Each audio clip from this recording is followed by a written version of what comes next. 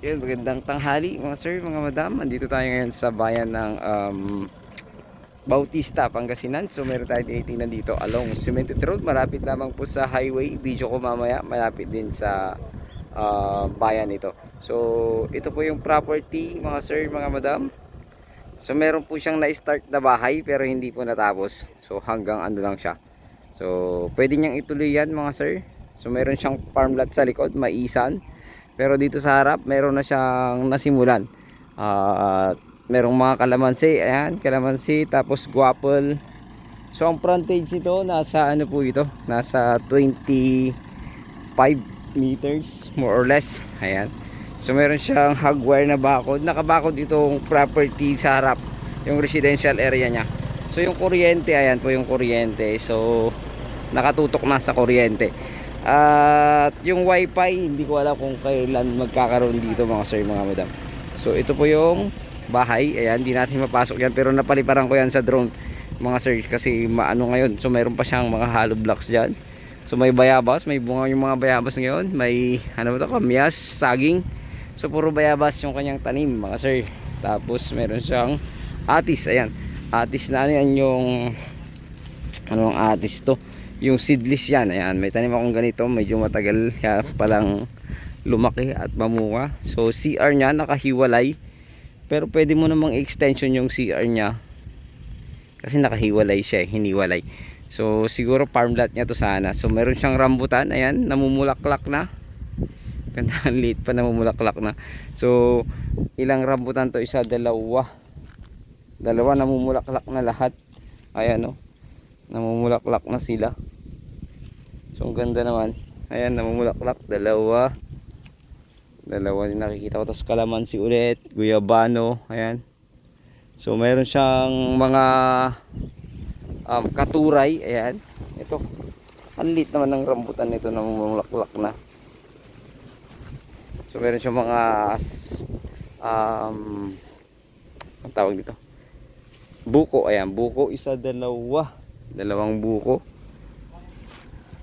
So palabas natin ng area, video ko na lang para makita nyo yung kwan. So ito po ay 4,000 mahigit. May avocado, ayan, avocado, isang avocado. Yung bayabas na mamunga na talaga. So 4,800. Ilan na to kuya? 4,800.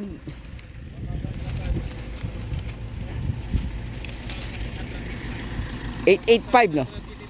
900. 4,885. So tara kuya, video tayo dyan. Ito na may pakita. Sarap nung kayo. Hindi, video tayo dyan palabas. Sige.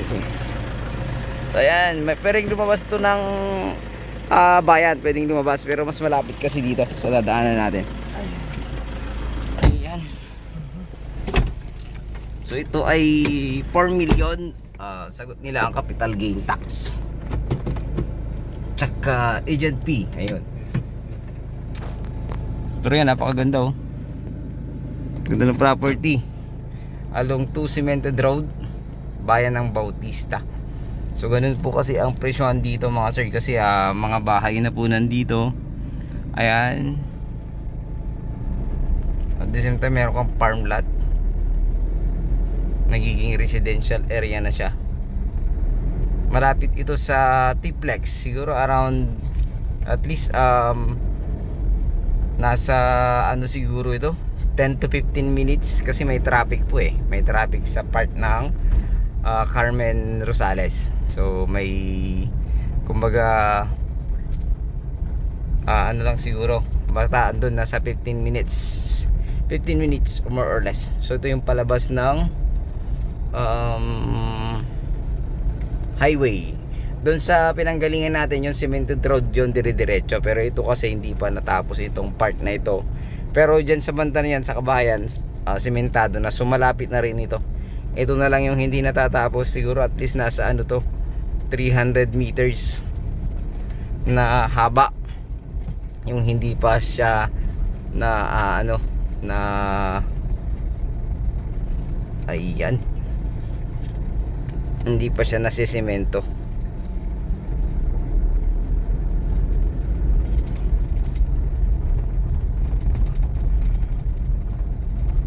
sasakyan natin ngayon hindi palaban ito. Kaya hinay-hinay, hindi tulad ng isa. Yung isa hindi ko nagamit eh. 2 days lang yun pre. May kinuha ni Ram. Ayan. So ano to eh, kumbaga titled seller name naman to na pre. Pangalan ng may-ari.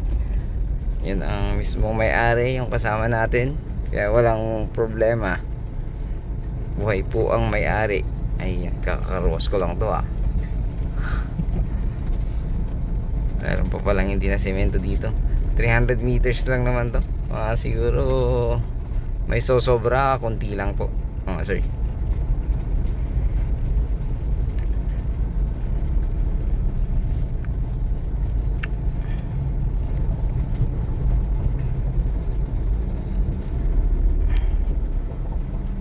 Ayan, medyo tumagal kasi ano to, hindi pwedeng bilisan.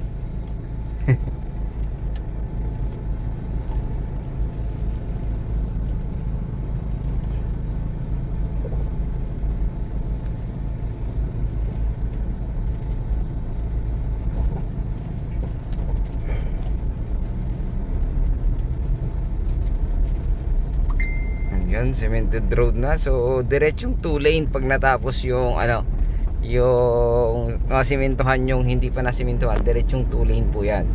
2 lane ng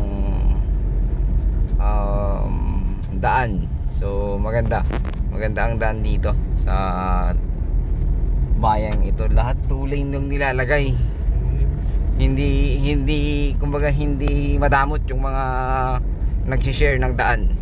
Kasi lahat sila 2 lane kasi para sa kanila din yun. May mga part kasi na napuntahan ko, madadamot sila, ayaw magbigay. Kaya single lane lang yung nasisemento. Hindi nila alam gaganda yung property nila kung mag-donate sila ng mas maluwang. So ayan, napakalapit. Malapit na tayo sa mismong highway papuntang bayan mga sir. Papuntang Alcala, malapit na din to no? Malapit na sa Alcala. Ayan, highway na yun oh. Nakakita ko na yung highway. So at least kanto 1 kilometer mahigit yung from property to highway. So malapit lang mga sir. So yun, presyo nga lang po nila ay 4 million. So 4 million, sagot nila capital gain tax at agent fee mga sir, mga madam. So makakatawad pa tayo, tawad lang po tayo ng personal para mas maganda po. At least negotiable pa naman siya ng kaunti daw, pero syempre pag hindi na mabawasan ay sagot na nila yung capital gain tax tsaka agent fee. Pero pag masagad daw yung presyo nila na nasa isip nila, yun ay agent fee lang yung masasagot nila mga sir.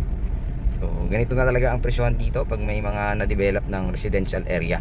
So yung farmland niya sa likod ay parang nakasabay na po sa presyo ng ating seller mga sir. Ayan, so ito na yung highway mga sir.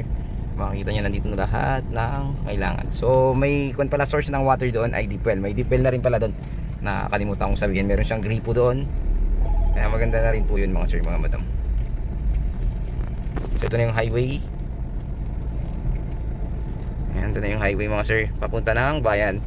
So tingnan nyo kung gaano ka boundary na pala ito ng Alcala at Bautista mga sir. So ayun, ito po yung lingkod, Agent Joel, God bless you all.